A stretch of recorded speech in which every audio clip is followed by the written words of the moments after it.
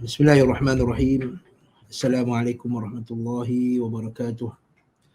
Innal hamdalillah nahmaduhu wa nasta'inuhu wa nastaghfiruh wa na'udzu billahi min shururi anfusina wa min sayyiati a'malina. Man yahdihillahu fala mudilla lahu wa man yudlil fala hadiya lahu.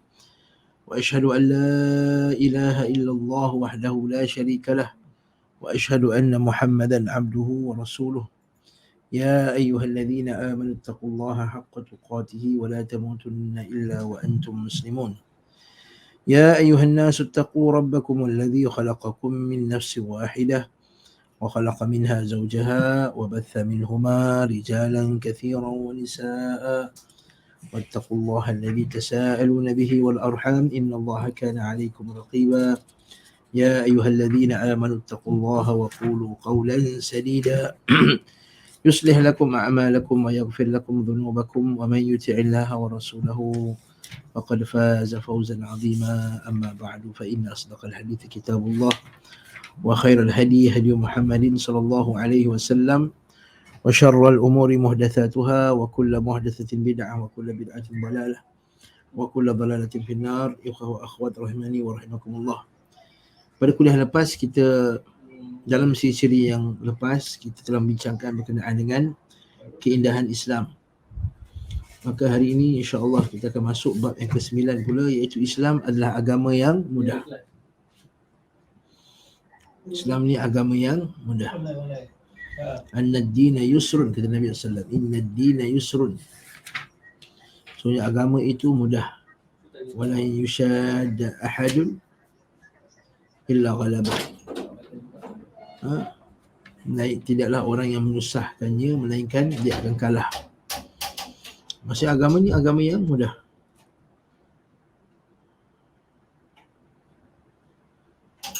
Mudah untuk difahami,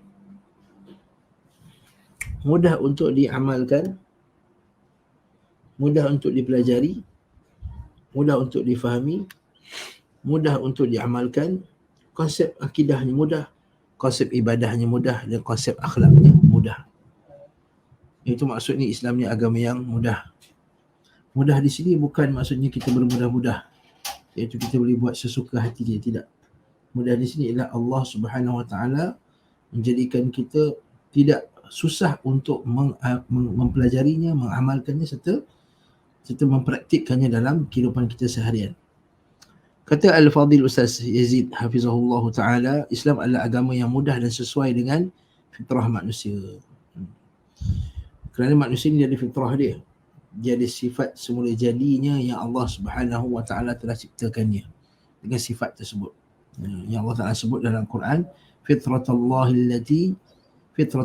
allati fataran nasa 'alaiha la tabdila li khalqillah. Iaitu fitrah manusia yang Allah Ta'ala telah jadikan dia sebegitu, maka la tabdila li khalqillah. Manusia dia tak boleh diubah lagi dah. Memang itu dia punya fitrahnya. Dan fitrah manusia yang asal itu ialah fitrahnya Islam. Islam itu fitrahnya yang asal. Sebab itulah dia kata sini Islam adalah agama yang mudah sesuai dengan fitrah manusia. Contohnya, kita bagi contohlah fitrah manusia. Manusia dia nak ada hubungan seksual, maka Islam membenarkan perkahwinan. Tidak seperti sebahagian agama yang kononnya apabila mereka nak jadi orang agama, mereka kena meninggalkan perkahwinan. Betul begitu la tabattul fil Islam. Islam fitrah manusia dia nak ada memiliki harta, maka Islam membenarkan jual beli, Islam membenarkan pajak gadai, Islam membenarkan berhutang, Islam membenarkan ada akhir lagi. Okey. Manusia fitrahnya nak bersosial, maka Islam memperuntukkan hukum sosial, bahkan memerintahkan mereka untuk bersosial pula. Seperti solat berjemaah, okay? Paling kurang untuk seorang lelaki hari Jumaat, untuk mereka bersama-sama dengan jemaah yang lain. Maka itu kita kata Islam agama fitrah. Tak ada fitrah manusia yang cenderung kepada sesuatu, melainkan Islam dia ada hukum hakamnya. Cuma Islam dia guide kita punya fitrah. Itu beza kita dengan agama lain. Orang dalam kefahaman liberal seumpamanya, mereka katakan biar kita dengan fitrah kita. Itu ialah fitrah kita, jadi kita biarkan dia. Kita kena ingat fitrah kita ni dia murni, tetapi dia dikawal oleh hawa nafsu. Fitrah ni boleh diganggu dengan, dirosakkan dengan syaitan. Fitrah ini boleh dirosakkan dengan cara suasana pembesarannya ibu bapanya. Sebab itulah Nabi kata dalam hadis sahih kan, kullu mauludin yuladu ala fitrah. Setiap orang manusia itu dilahirkan di atas fitrah. Fa abawahu yuhawidani wa yunassirani wa yubajjisani. Maka mak ayah dia yang Yahudikannya atau menasranikannya atau memajusikannya. Maksudnya anak tu sebelum dirosakkan oleh mak ayah dia dengan ajaran-ajaran yang tidak sahih, maka dia di atas fitrahnya yang murni.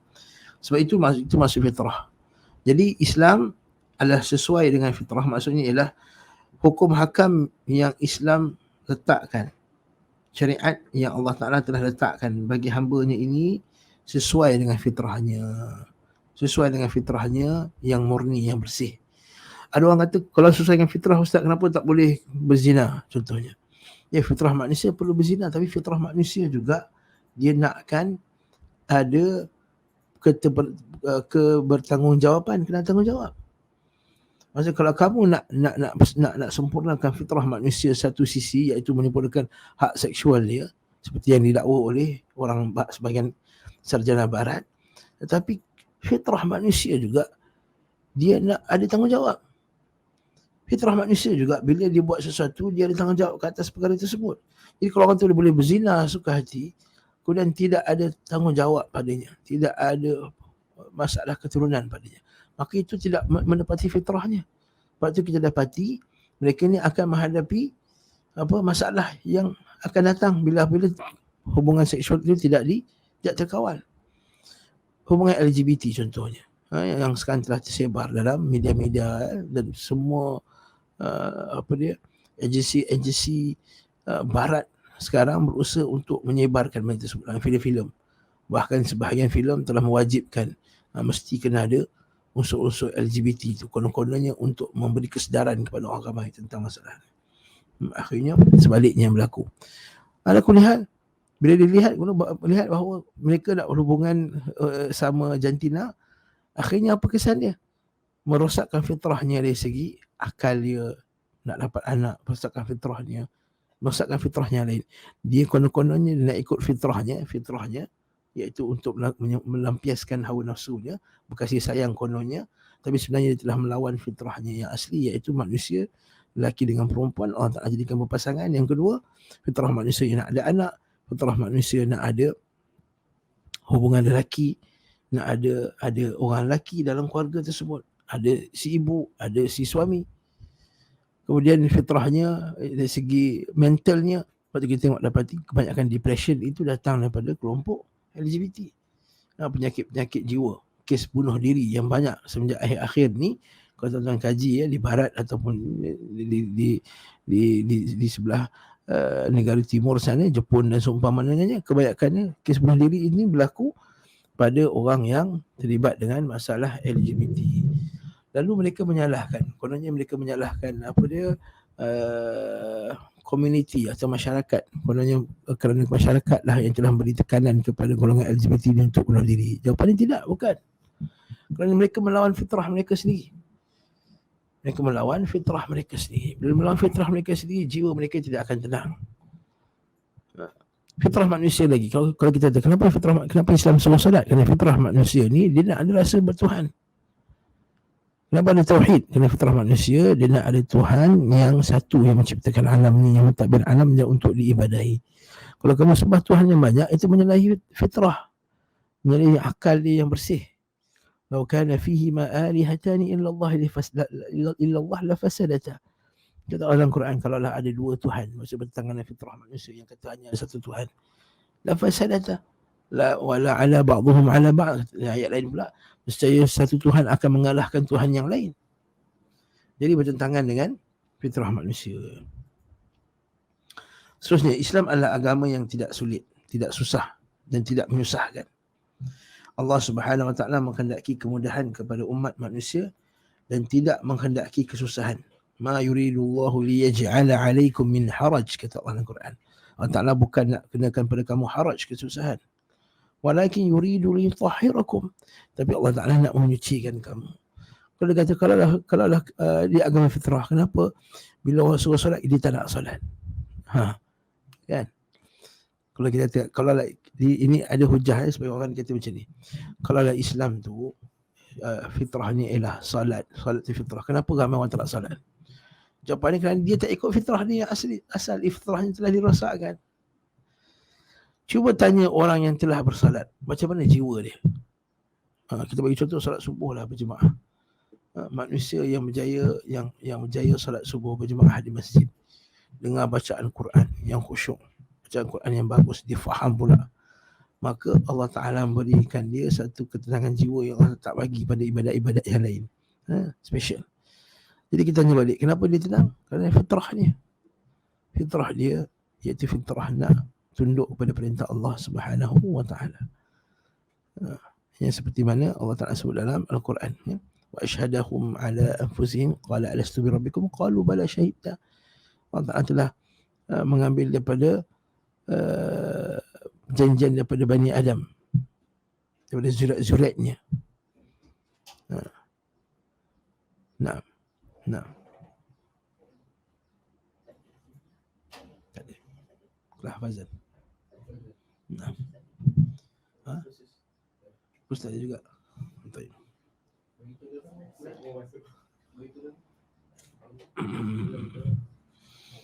Nah. Islam adalah agama yang tidak sulit. Allah SWT menghendaki kemudahan kepada umat manusia dan tidak menghendaki kesusahan kepada mereka. Allah SWT mengutus Nabi Muhammad SAW sebagai rahmat. Wa ma arsalnaka illa rahmatan lil alamin. Dan tidaklah kami utuskan engkau wahai Muhammad melainkan rahmat sekalian alam. Kenaan rahmat sekalian alam ni banyak tafsirannya. Rahmat dengan menegakkan hukum Islam. Rahmat dengan melaksanakan jihad. Kalau orang tanya ayat ni kan, Ustaz kata dia rahmat kepada sekalian alam. Tapi kenapa kalau orang musyrikin diperangi? Apakah rahmatnya? Maka kata para ulama, ulama tafsir, rahmatnya adalah Allah Ta'ala mengurangkan azabnya di akhirat kelak. Kalau dia terus menerus tidak diperangi, mereka akan menambahkan kekufurannya lalu menambah azabnya di akhirat kelak. Jadi kalau dia mati dalam peperangan tadi, kurang azabnya di akhirat kelak. Masih lagi rahmat. Allah Subhanahu Wa Ta'ala menurunkan Al-Quran untuk membimbing manusia kepada kemudahan, keselamatan, kebahagiaan dan tidak membuat manusia celaka. Celaka dia maksud binasa. Sebagaimana Allah Ta'ala kata, ma anzalna 'alaikal Qur'ana litashqa. Kami tidak turunkan kepada engkau wahai Muhammad supaya engkau jadi susah, litashqa. Supaya engkau jadi binasa, litashqa, syaqiyun. Tashqa ni maksudnya menjadi syaqi, menjadi binasa, menjadi celaka. Celaka ni maksud kecelakaan, bukan celaka orang Melayu. Celaka orang Melayu tu maksudnya sumpah seranah, kecelakaan. Ma anzalna 'alaikal Qur'ana litashqa, supaya kamu jadi binasa, orang susah, tak. Illa tadhkiratan liman yakhsha, melainkan Al-Quran ini peringatan bagi orang yang takut pada Allah Ta'ala. Tanzilan mimman khalaqal arda was samawati al-ula, diturunkan daripada Allah Subhanahu Wa Ta'ala yang telah menciptakan langit dan bumi yang berada di tempat yang tinggi. Kalau kita tengok balik ayat ni, nampak tanzil diturunkan daripada yang telah menciptakan langit dan bumi. Seolah-olah Allah Ta'ala nak bagi tahu kat kita, wahai manusia, kamu beramallah Quran ni. Quran ni daripada Allah yang cipta langit dan bumi. Jadi dia tahu apa masalah, apakah dia kepentingan kamu, apakah kebaikan bagi kamu. Sebab tu dia ciptakan langit dan bumi.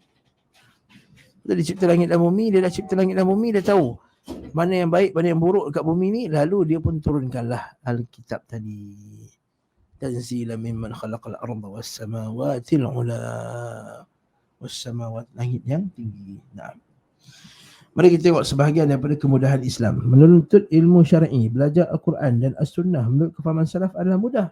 Banding dengan kalau kamu belajar agama menurut falsafah Aristotle contohnya. Belajar agama ikut falsafah. Mana lebih mudah? Saya pegang lagi senang lah. Okay. Mana lagi mudah? Belajar agama dengan salaf ke belajar agama dengan cara falsafah-falsafah barat yang susah difahami? Sampai sekarang orang bukan Islam, terutama sekali orang Kristian, tidak mampu lagi untuk menghuraikan bagaimana logiknya 3 dalam 1 dan 1 dalam 3. 3% in 1. Kan? Bila dia kata 3% in 1, contohnya macam you are father, you are a man, and you are a husband, a man, and a friend. Dia kata kat orang Islam tu, you 3 tu, jadi betul, itu ialah peranan, tapi I'm still one person. Saya masih lagi satu badan, satu jasad. Tapi bila kamu kata Tuhan kamu 3% in 1, 3% in 1. Satu, God the Father, God the Son, God the Holy Spirit. Macam mana 3 dalam 1? Tak boleh huraikan. Lalu dia kata, oh, God is mysterious, God is mystery. Itu kan misteri, itu maksudnya tak masuk akal. Misteri ialah benda yang tak boleh dijangkau oleh akal. Tetapi ini tak masuk akal. Misteri ialah ghaib, benda yang tak boleh dicapai di akal. Tapi bukan tak boleh logik di akal. Allah Ta'ala Maha berkuasa atas segala sesuatu. Allah Ta'ala menciptakan langit dengan kedua tangannya. Misteri, macam mana kedua tangan Allah Ta'ala cipta, tak tahu. Itu ghaib. Tapi adakah tak masuk akal Allah Ta'ala cipta langit dengan kedua tangannya, yang kita tak tahu tangan macam mana? Logik. Hari akhirat, benda yang ghaib, misterius. Tapi hari akhirat adalah benda yang logik dan mudah diterima oleh akal. Bahawa lepas kematian kita ini akan ada satu lagi kehidupan. Ya Allah Subhanahu Wa Ta'ala akan menghitung segala amal baik kita, siapa baik masuk syurga, siapa jahat masuk neraka. Nah, kalau kita fikir macam tu, mudah tak? Mudah. Oh, kat mana tak masuk akalnya? Oh, kita tak nampak, tak ada bukti. Tidak nampak terhadap sesuatu tidak menunjukkan bahawa tidak ada. Tidak nampak sesuatu bukan maksudnya tidak ada. Jadi adakah kamu nak hukum tidak wujudnya hari akhirat semata-mata kamu tak nampak orang hidup dihidupkan semula? Tidak semestinya. Jadi misteri adalah satu benda yang lain, tak masuk akal satu benda yang lain. Sebab itulah kita kata kat sini, Islam agama yang mudah. Menuntut ilmu syar'i, belajar Al-Quran dengan cara faham salafus salih mudah. Kita ngaji fiqah ke apa ke mudah. Apa dari Al-Quran, apa dari hadis, apa kata salaf. Apa dari Al-Quran, apa kata hadis, apa dari kata salaf. Dapat belajar setiap hari atau sepekan 2 kali di sela-sela waktu kita yang sangat luas. Contohnya, waktu kita ada peluang, dia akidah tauhid, akidah salaf. Saya pernah mengajar dekat satu masjid. Bila kita mengajar akidah tauhid cara sunnah, jemaah tu kata, Ustaz, saya faham betul lah akidah ni. Dia kata, sebelum ni kami mengaji kitab, tak sebut nama kitab tersebut, dia kata kami mengaji kitab tersebut tak faham apa. Mana taknya Ustaz dia pun baca apa benda ni, dia kata kami pun tak faham. Ustaz tu tak faham. Mana taknya belajar akidah dengan ilmu kalam, dengan kaedah-kaedah falsafiyah, mantiqiyah yang tak dicapai di akal manusia yang biasa ni. Lepas belajar akidah salaf mudah. Al-Quran, tauhid dari 3, tauhid rububiyah, uluhiyah, asma' wa sifat. Tauhid rububiyah bahawa Allah Ta'ala satu-satunya pencipta, pemilik dan pentadbir alam. Tauhid uluhiyah betul Allah Ta'ala satunya yang patut diibadahi. Tauhid asma' wa sifat, Allah Ta'ala mempunyai nama-nama dan sifat-sifat yang maha sempurna yang tak sama dengan makhluknya, yang tidak boleh kita mentakwilkannya, tak boleh kita menolaknya, tak boleh kita mentafsirkan dengan tafsiran yang batil, tak boleh kita membagaimanakan, memikirkan bagaimana. Dah tauhid. Rasulullah Muhammad Rasulullah bahawa Allah Ta'ala telah utuskan seorang lelaki sebagai pembimbing bagi kita, yang Allah Ta'ala telah turunkan bersamanya Al-Quran. Nah, siapa yang taat padanya masuk syurga, siapa tak taat maksudnya masuk neraka. Nah, mudah. Nah, kita dapat belajar setiap hari atau sepekan seminggu 2 kali di sela-sela waktu, di waktu luang. Yang kedua, mentauhidkan Allah dan beribadah hanya kepadanya adalah mudah. Mentauhidkan Allah mudah. Menyembah satu Tuhan itu lebih mudah bagi orang Islam. Dialah Al-Nafi', dialah Al-Dhar, dialah Al-Yuhyi, dialah Al-Muhyi, dialah Al-Mumit, dialah Al-Mu'iz, dialah Al-Mudhil, dialah Al-Razzaqul Quwwatil Matin, dialah Al-Wahhab, dialah Al-Ghani, dialah Al-Qadir, dialah Al-Fa'alul lima yurid, melakukan segala apa yang dia nak lakukan. Di tangannya lah segala kerajaan langit dan bumi. Tidak penat baginya untuk mentadbir alam ini. Wala ya'uduhu hifdhuhuma wal 'aliyyul 'azim. Dan dia maha tinggi dan maha agung. Mudah tauhid. Bukan ada Tuhan baik, Tuhan jahat, Tuhan gelap. Tuhan tu dia hantarkan sifat menjaga alam pada dewa ini, kemudian ni dewa itu, kemudian dewa ni, kemudian dewa ni. Naam.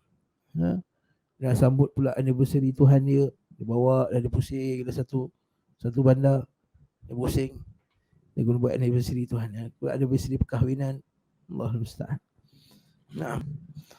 Ketiga, melaksanakan sunnah-sunnah Nabi adalah mudah. Seperti memanjangkan janggut, memakai pakaian di atas mata kaki dan lainnya. Orang lelaki panjang janggut, mudah. Kan, tak perlu kita nak kena cocok-cocok badan, nak jadi orang bertakwa kan. Orang cocok badan, tak perlu. Nah.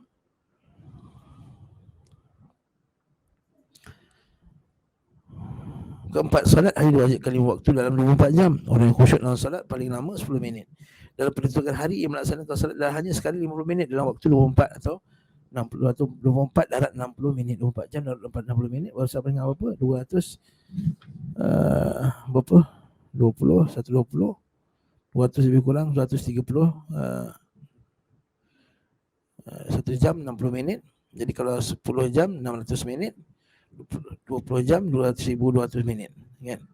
1,200 tambah lagi 4 dalam 24. Maknanya 1,440 minit.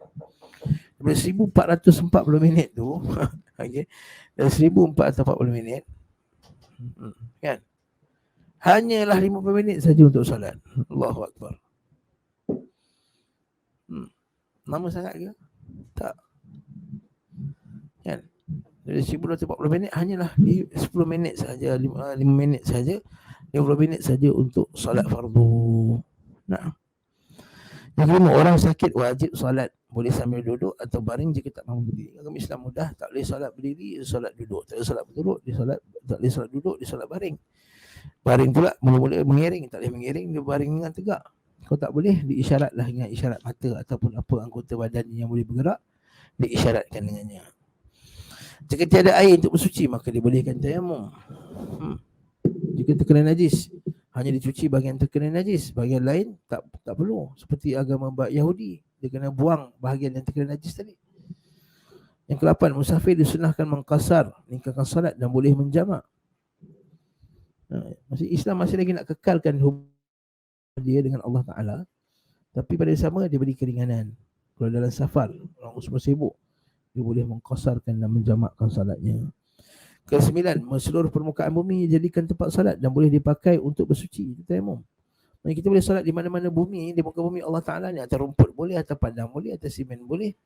Selagi mana illal maqbarah wal hammam, melainkan kubur dan juga toilet. Ini hadis Nabi. Nabi kata waju'ilat lil ardu masjidan wa tahura. Menjadikan bagiku bumi ini seluruhnya adalah masjid, boleh salat, wa tahuran, dan menjadikan alat untuk bersuci, iaitu tayamum. Naam.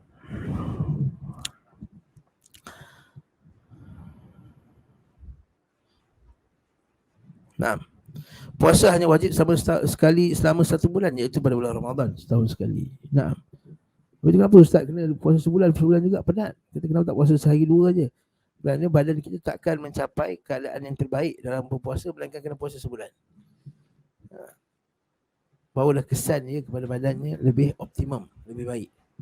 Nah, seterusnya pula, orang yang sudah tua renta, perempuan hamil dan menyusui, apabila tidak mampu untuk tidak berpuasa, dengan itu diganti dengan fidyah, ganti dengan beras. Beras pun hanyalah 500 gram tuan-tuan, 600 gramnya. 600 gram. 600 gram saja. Darab 10 hari baru 6 kilo. Nah, sikit dia punya.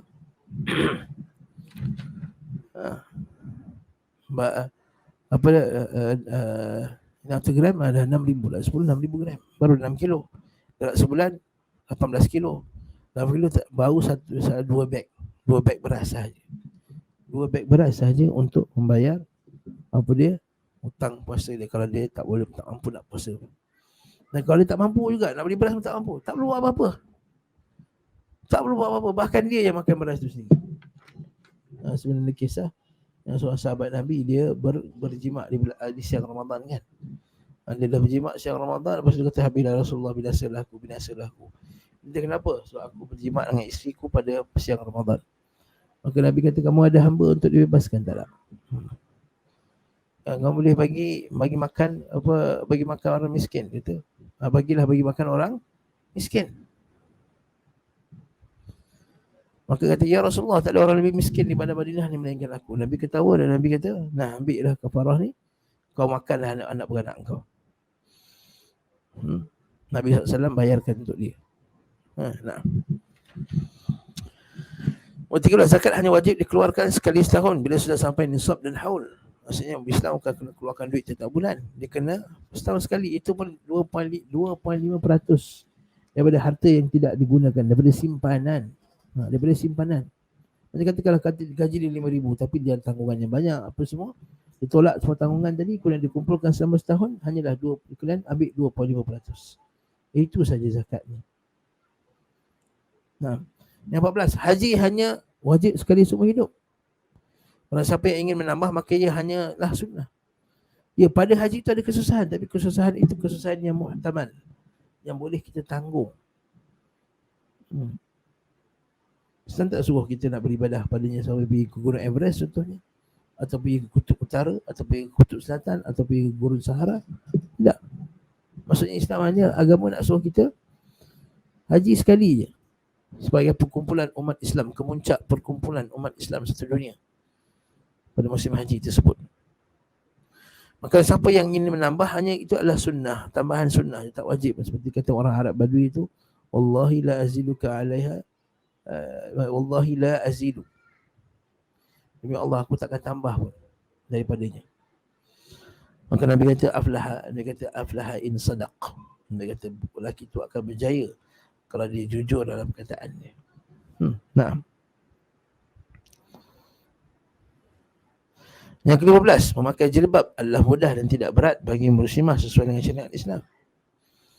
Dan untuk mengetahui masalah jilbab, silakan lihat kitab Jilbab Mar'ah Muslimah oleh Syekh Nasruddin Al-Albani rahimahullah ta'ala. Okey. Pakai jilbab mudah. Bahkan lebih mudah untuk wanita pakai jilbab daripada pakai jilbab. Kalau tak pakai jilbab, dia kena buat rambut dia kena pergi kedai, dia kena pergi salon, dia kena buat rambut, nanti kan rambut dia buruk. Kan, dia kena jaga, pagi-pagi kena sikat, dia kena keringkan, dah mandi tu kena keringkan ni, dia kena pakai alat tu pula, dia nak buat bentuk pula apa semua. Lepas tu nak pakai make up lagi, sebab apa, kalau muka dia buruk nanti orang kata apa, kan. Gigi pula, gigi dia tak berapa nak lurus, maka dia pula kena pergi betulkan gigi pula. Buah dadanya tak cukup besar, maka dia pergi tambah pula silikon nak besarkan buah dadanya. Pinggulnya tidak cukup lentik, tidak cukup apa dia bentuknya, maka dia pun buat operation, buang sebahagian tulang pinggulnya supaya nampak. Ini yang terjadi di negara. Ada pun umat Islam, wanita Islam, Masya Allah, dia pakai niqab, gigi dia kalau tak gosok pun hari tu orang tak nampak. Lega dia, mudah dia. Betul tak? Tak ada susah-susah dia, bagi dia pakai mandi dia bersihkan badan dia pakai niqab, dah sudah. Orang tak nampak apa hidung dia macam mana, mata dia macam mana, rambut dia bagus ke tak bagus. Mudah baginya. Ustaz, tapi panas Ustaz. Dia boleh buka pada tempat yang tidak ada lelaki, tak ada masalah. Kenapa lelaki tak buat macam tu, kenapa perempuan buat macam tu? Kerana lelaki punya tarikan tidak seperti perempuan punya tarikan.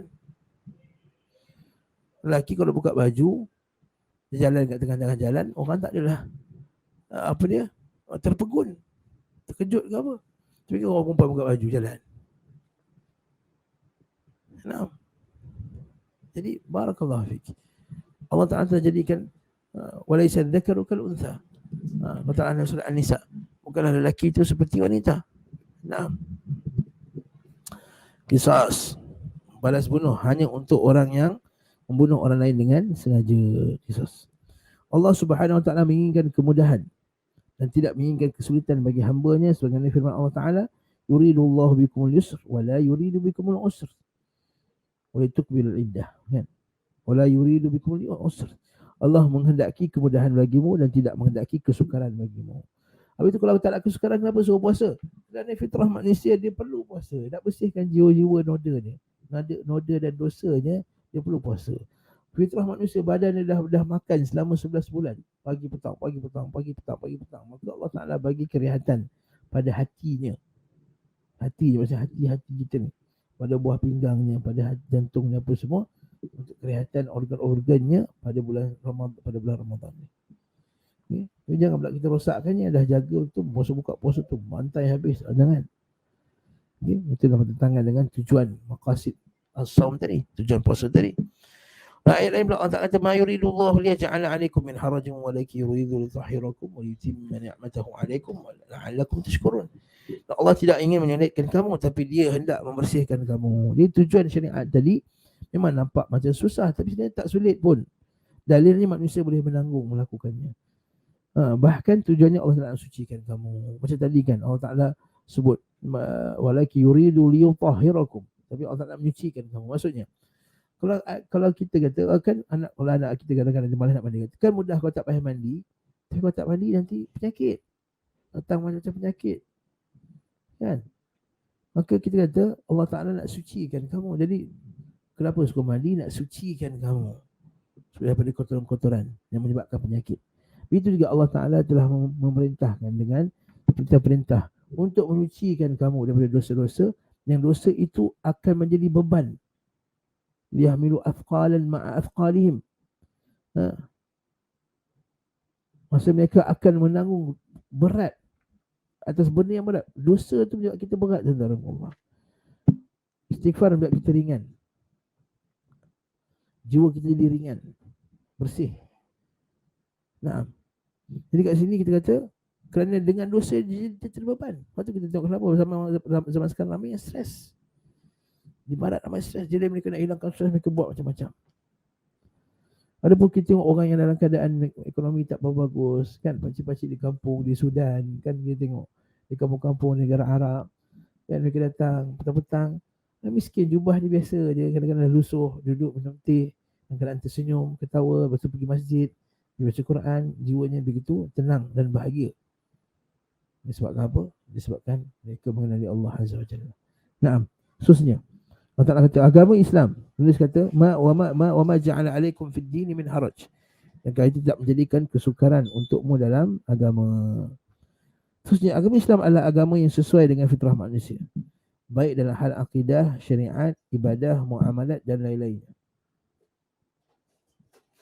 Allah Subhanahu wa Ta'ala menyuruh manusia untuk menghadap dan masuk ke agama fitrah.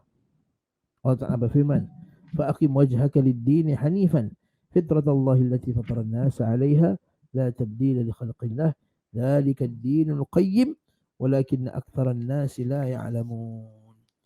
Maka hadapkanlah wajahmu dengan lurus kepada agama Islam. Maksudnya tunduk kepada Allah Subhanahu wa Ta'ala dengan tauhid, sesuai fitrah Allah yang dia telah ciptakan manusia menurut fitrah itu. Itu fitrah manusia ni nak mentauhidkan Allah Azza wa Jalla. Fitrah manusia ni dikata hanya satu Tuhan sahaja. Tidak ada perubahan pada ciptaan Allah, itulah agama yang lurus. Tetapi kebanyakan manusia tidak mengetahui. Maksudnya untuk menyembah, untuk ikut Islam itu adalah fitrah. Nah, Islam itu ialah agama fitrah. Nabi SAW bersabda lagi, ma min mauludin illa yuladu 'ala fitrah fa abawahu yuhawidanihi aw yunasiranihi aw yumajjisanihi. Jadi kita baca tadi, tidak seorang bayi dilahirkan kecuali dalam keadaan fitrah. Maka kedua orang tuanya lah yang menjadikannya Yahudi, Nasrani dan Majusi. Nah, menunjukkan bahawa Islam, nampak tak? Dia tak kata dan ibu bapanya lah yang telah mengislamkannya. Tak. Tak apa, sebab Islam tu fitrah. Ustaz apa itu kalau kita biarkan dia, tak ajar dia, maka adakah dia akan di atas fitrah? Yes. Tapi kita seperti yang kita sebut tadi, fitrahnya boleh dirosakkan dengan nafsu, syaitan, teman, ibu bapa, teman, suasana kampung, sahabat-sahabat ni, guru, 6 guru. Nah, jadi yang ni antara faktor fitrah dia boleh rosak. Yang pertama nafsunya. Dia terlalu ikut nafsunya, akhirnya fitrah dia rosak. Fitrah dia nak lelaki dengan perempuan. Fitrahnya telah rosak nafsunya, dia nak lelaki dengan lelaki contoh. Tak puas lelaki dengan perempuan.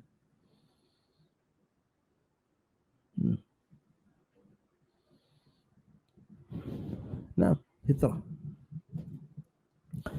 Imam bin Mauludi. Pada hadis ini sebut tidak ada satu jiwa pun melainkan dilahirkan atas fitrah. Mak ayah dia menyahudikannya, menasranikannya dan memajusikannya. Maka kita tanya balik soalan, kenapa tidak mengislamkannya? Maka kerana hadis ni nak menunjukkan bahawa yang asalnya fitrah ni dia adalah Islam. Habis tu kalau dia fitrah di Islam, Apakah dia tak boleh rosak fitrahnya? Boleh. Fitrahnya boleh dirosakkan. Oleh sebab itulah Allah Ta'ala telah turunkan Quran, Allah Ta'ala telah turunkan sunnah. Ini kita sebut tadi hadis ni. Iaitu innal amanata nazalat ala jazil qulubir rijal. Allah Ta'ala telah turunkan amanah itu, iaitu amanah beragama itu, nak menyembah Allah Ta'ala, nak salat, nak zakat, apa, nak haji apa semua, nak sumpah dengannya, nazalat ala jazil qulubir rijal. Tak telah hantar dalam hati manusia semenjak daripada lahir lagi. Tapi cukup tak? Tak. Thumma anzal al-Quran. Nak Allah Ta'ala turunkan Al-Quran. Fa'alimu minal Quran wa alimu minas sunnah. Lepas Allah Ta'ala turunkan Al-Quran, maka mereka belajar pula amanah ini, iaitu keadaan hak Allah Ta'ala ini, minal Quran wa sunnah. Bila dah belajar itu, melaksanakan, maka itulah Allah Ta'ala berikan padanya kemudahan. Tidak mungkin Allah Subhanahu Wa Ta'ala telah menciptakan manusia kerana Allah memberikan beban kepada hamba-hambanya yang mereka tidak sanggup lakukan. Allah Ta'ala, kita kena beriman, Allah Ta'ala Maha Penyayang, Maha Mengetahui, Maha Bijaksana, Maha Pemurah, Maha Syakur, Maha membalas kebaikan hamba-Nya. Apakah mungkin Allah Ta'ala yang lebih penyayang pada kita, lebih daripada ibu kita sayang kita, dia nak berikan sesuatu yang susah pada kita, yang kita tak mampu nak lakukan? Tidak. Betul, inna ma'al usri yusran. Tidak setiap kali bersama, sesungguhnya bersama setiap kesusahan itu pasti akan ada kesenangan. Lepas tu kata ulama', dia kata tidak akan mengalahkan kedua kesusahan dengan satu, tidak akan kalah dua kemenangan usri dengan satu kesusahan. Inna ma'al usri yusra, fa inna ma'al usri yusra. Okey. Naam. Mereka tidak sanggup, okey? Tak sanggup. Tak mungkin Allah Ta'ala Maha Bijaksana, dia bagi hamba-Nya benda yang hamba-Nya tak mampu lakukan. Allah Ta'ala berfirman, la yukallifullahu nafsan illa wus'aha. Allah tidak membebankan manusia melainkan sesuai dengan kesungguhannya, kekuatannya. Tidak ada hal yang apa pun yang dapat sulit dalam Islam. Tidak ada hal apa pun yang sulit dalam Islam. Tidak ada benda dalam Islam, hukum mahkam Islam yang susah untuk diamalkan. Allah Subhanahu Wa Taala tidak akan membebankan sesuatu manusia yang tidak mampu melaksanakannya. Rasulullah bersabda, inna dina yusrun wa lan yushadid dina ahadun illa ghalabah fasaddidu wa qaribu wa abshiru wasta'inu bil ghadwati war rawhati wa syai'in minal duljah. Sebenarnya agama Islam itu mudah. Tidaklah seorang mempersulitkan agama berlebih-lebih dalamnya kecuali dia akan terkalahkan. Maksudnya dia sendiri yang takkan mampu nak buat. Kan? Dia buat syarat-syarat yang berat-berat untuk solat. Takbiratul ihram ada sampai 30 syarat. Okay? Mana nak ingat semua tu? Kan? Kalau pergi terlalu detail sangat. Nah, apa yang tidak didetailkan oleh syarat, maka kita jangan detailkan. Apa yang tidak didetailkan oleh syarat, maka jangan didetailkan, jangan disusah-susahkan. Takbir kalau ada 10 syarat, kemudian sekian-sekian. Jadi benda-benda yang macam ni menyebabkan Islam itu diberatkan dengan perkara yang tidak disyariatkan oleh Allah Azza wa Jalla. Orang meninggal, kan? Nah, disusah-susahkan, nak kena buat kenduri. Ini bukan Islam. Nak kenduri, nak kena jemput orang ramai, lepas tu kemudian nak pula layan makan pula, lepas tu. Sedangkan Allah Subhanahu Wa Taala telah jadikan mereka ni keluarga yang dalam keadaan dan seumpama dengannya, kesusahan-kesusahan lain. Kan? Kalau orang meninggal, dia menyusahkan orang nak luruskan orang meninggal tu. Nak buat kendurinya dengan apanya, sedangkan mereka dalam keadaan distress, kehilangan keluarga. Dah kena fikir masalah kenduri, nak jemput orang kampung semua makan berapa orang, 700 orang, 100 orang, 80 orang. Nah. Jadi kesusahan itu datang daripada kita sendiri. Tidaklah seorang menyusahkan agama melainkan dia akan dikalahkan. Maksudnya apa? Asalnya agama itu mudah, dia orang yang susahkan. Dengan kaedah-kaedah yang bukan datang daripada Quran dengan sunnah Nabi SAW. Ma anzalallahu biha min sultan.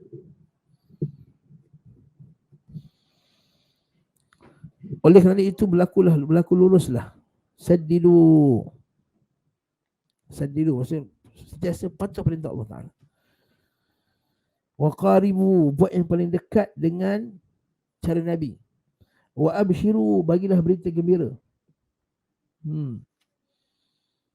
Kan kita nak anak-anak contohnya dekat madrasah, kita nak anak-anak ni gembira, seronok dia belajar Quran.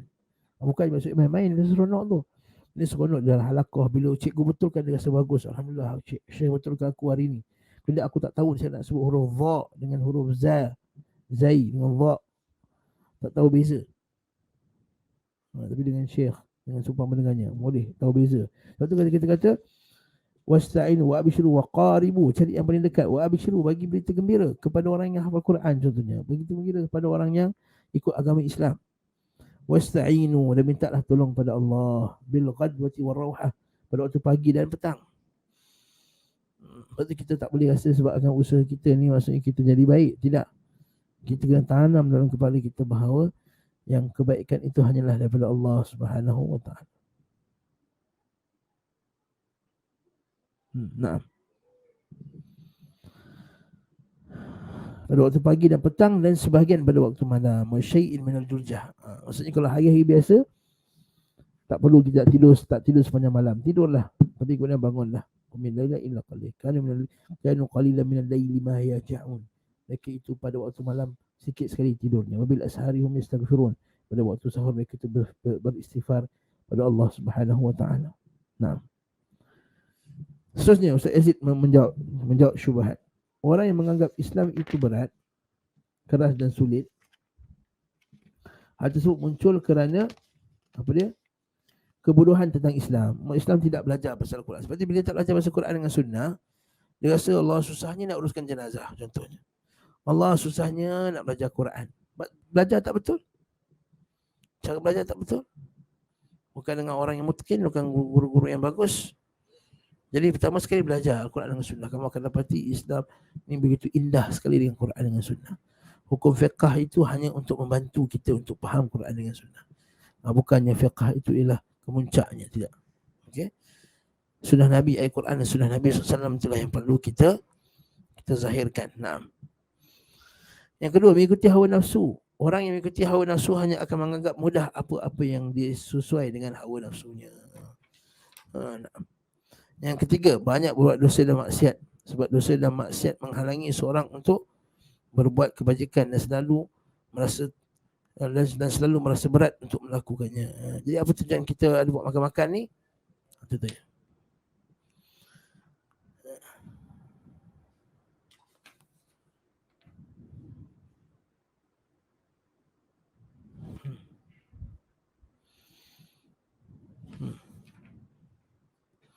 Kan dia kata apa dia? Hawa nafsu. Orang yang mengikuti hawa nafsu hanya akan menganggap mudah. Dia akan anggap mudah. Ketiga, banyak berbuat dosa dan maksiat. Sebab dosa dan maksiat menghalangi orang untuk buat kebaikan. Dan selalu merasa berat untuk melakukannya. Sebab kalau buat makan-makan contohnya, dia buat makan-makan dengan penuh maksiat, maka dia akan rasa berat. Dia akan rasa berat. Maksiat tu akan kena pada dia balik. Dosa tu akan memberatkan dia. Naam. Yang keempat, mengikuti agama nenek moyang dan mengikuti banyaknya pendapat manusia. Ini juga akan menyebabkan dan dia rasa susah. Dia kata yang susah tu bukan Islam, tapi orang tu dia ikut agama nenek moyang, nak masukkan agama nenek moyang dalam Islam yang murni ini. Kita sebut sebelum ni lah. Boleh kahwin mudah dalam Islam, kahwin mudah. Nikah suami isteri, menikah dia punya wali dia, ayah kepada wanita tersebut atau adik-beradik dan tersumpah mendengarnya. Bila ada saksi, bila ada maharnya murah je. Nikah. Tapi jadi susah tak apa. Kena ada 10,000. Orang lelaki kena hadiahkan hantaran 10,000. Allah musta'an. Dia yang menyusahkan kulit kahwin tu. Dia menyusahkan perkahwinan. Akhirnya manusia jadi susah nak berkahwin, lalu tidak kembali kepada fitrahnya. Nah.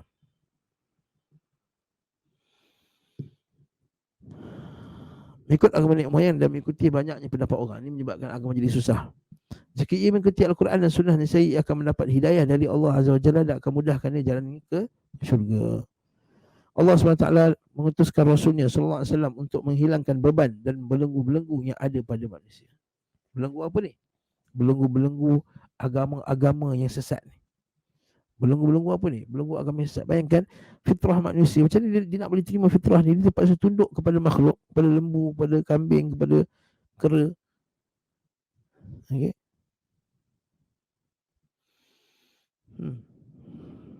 Belenggu-belenggu ni lah. Belenggu-belenggu syariat terdahulu yang keras. Okay. belenggu-belenggu perintah-perintah yang tidak masuk akal. Ila akhirnya. Apa dalilnya Allah Ta'ala sebut dalam Quran, alladzina yattabi'una ar-rasul an-nabiyyal ummi alladzi yajidunahu maktuban 'indahum fit tawrati wal injili ya'muruhum bil ma'ruf wa yanhahum 'anil munkar wa yuhillu lahum at-tayyibat wa yuharrimu 'alayhim al-khaba'ith wa yadh'u 'anhum israhum wal aghlal allati kanat 'alayhim walladzina amanu bihi wa 'azzaruhu wa nasaruhu wattaba'u an-nura alladzi unzila ma'ahu ulaika humul muflihun. Dan orang mengikuti seorang rasul Nabi yang ummi, tidak bisa baca dan tulis. Nabi Muhammad SAW ummi, tak boleh baca dan tak boleh menulis sampailah Allah Ta'ala wafatkannya. Pendapat yang mengatakan bahawa mereka Nabi ini boleh baca dan tulis, itu pendapat yang lemah, kata Syekh Shalih Al-Fauzan. Yang namanya mereka dapat tertulis dalam kitab Taurat, Injil dan yang ada pada mereka. Maksudnya kisah Nabi Muhammad SAW ni dah dikhabarkan awal-awal lagi dalam kitab Taurat dan Injil, dan juga yang seumpama dengannya. Yang apa perintah Allah Ta'ala ni? Yang menyuruh mereka, itu Nabi-Nabi ni apa? Menyuruh mereka mengerjakan yang ma'ruf, melarang mereka bekerja yang mungkar, menghalang mereka dari perkara yang halal, perkara yang baik.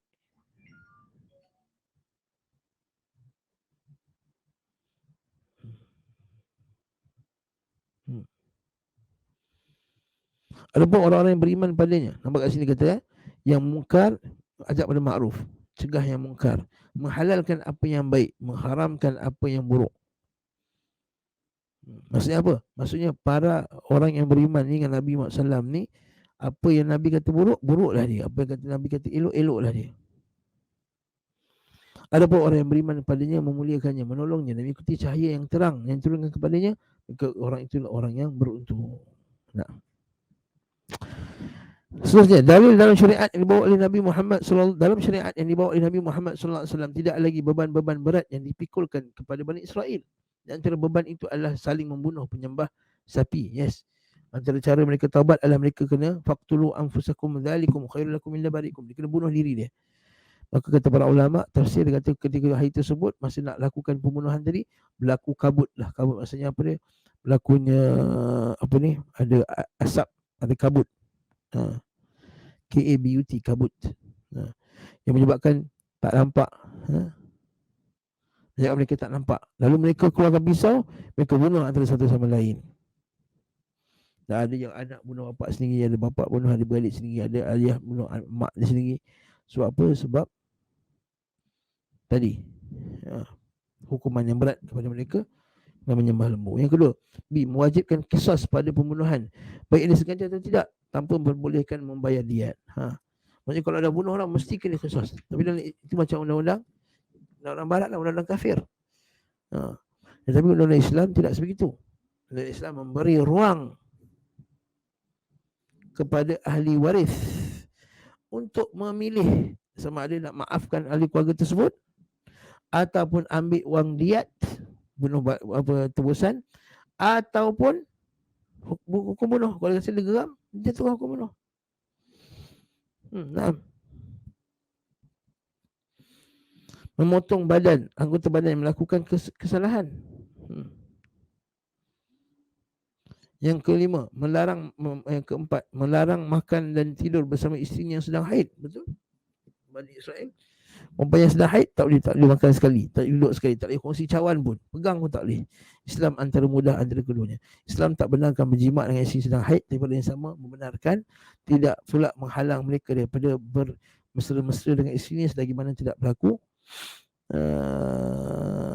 ialah hubungan badan antara suami isteri tadi. Membuang atau menggunting kain terkena najis. Ini Bani Israel. Islam datang menjelaskan dengan mudah, seperti pakaian yang terkena najis wajib dicuci namun tidak digunting. Syariat Islam adalah mudah. Kemudahan syariat Islam berlaku dalam semua hal, baik dalam usul pokok maupun furu' cabang, baik tentang akidah, ibadah, akhlak dan muamalah, jual beli, pinjam peminjam, pernikahan, hukuman dan lain-lainnya. Nah,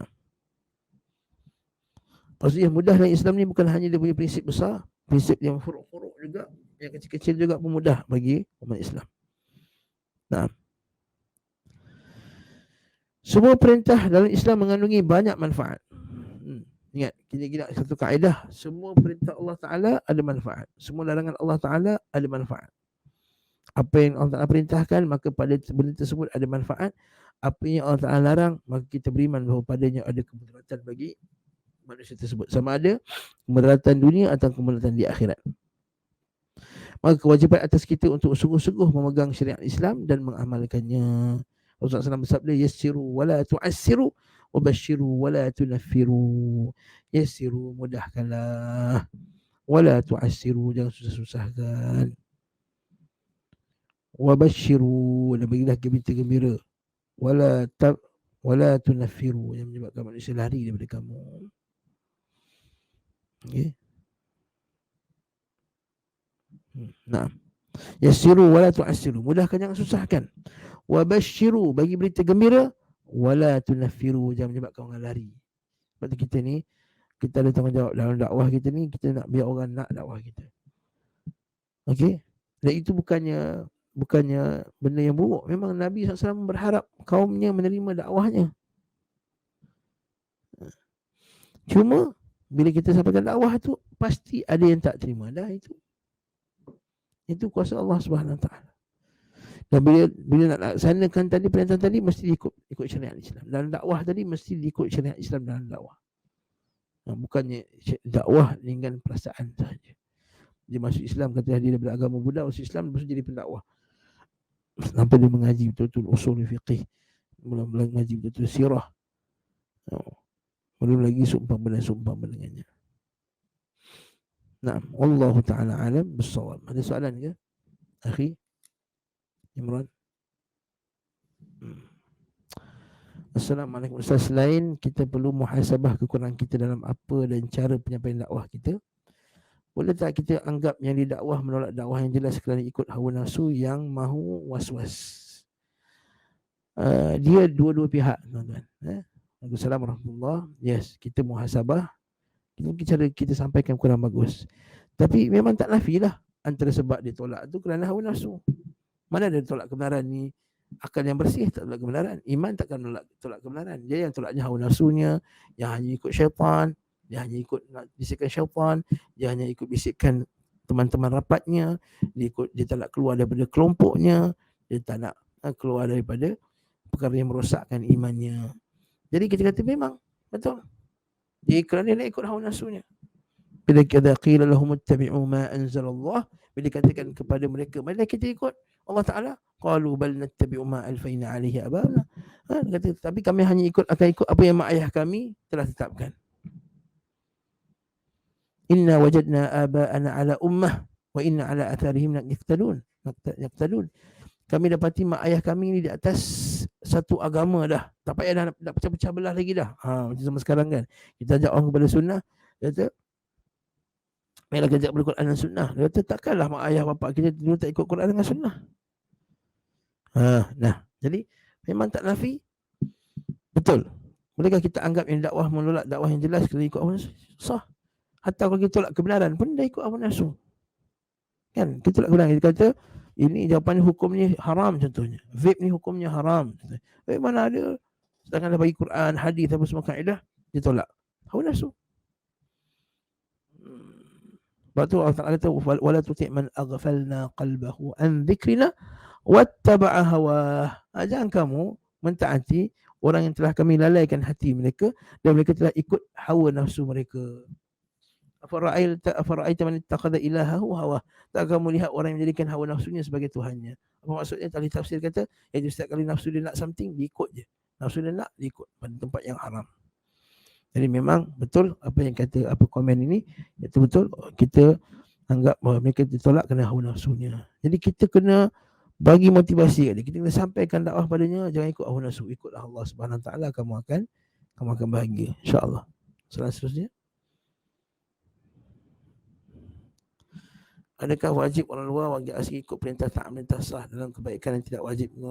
Ya, betul, wajib. Ya, orang luar yang telah dah masuk dalam negara Malaysia, ada pasport, maka dia telah dicop je pasport itu dan diizinkan masuk, itu tanda mereka telah menjadi orang kafir, dipanggil musta'man lah, musta'man gitu. Orang yang diberi keamanan untuk masuk dalam negara kita.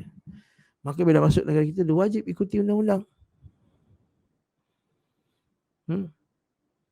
Dan juga tidak taat pada kemungkaran. Sahih.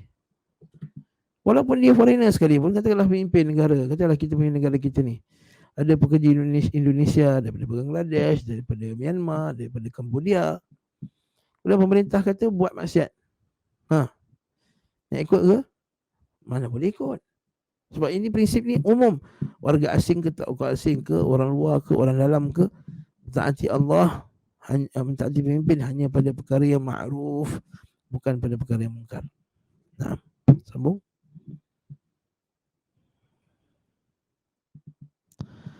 Masalah waktu berjaga, bolehkah qada solat sunat qabliyah maghrib setelah berbuka puasa pada waktu maghrib itu, atau bolehkah setelah solat isyak buat ba'diyah isyak, witir dan kemudian mengqada qabliyah maghrib? Boleh qada solat sunat dengan syarat kita ialah orang yang selalu melakukan solat sunat itu tadi. Kalau kita kalau kita jenis yang jarang buat solat sunat, jarang-jarang buat qabliyah dengan ba'diyah, kemudian bila terlepas nak qada, tak perlu.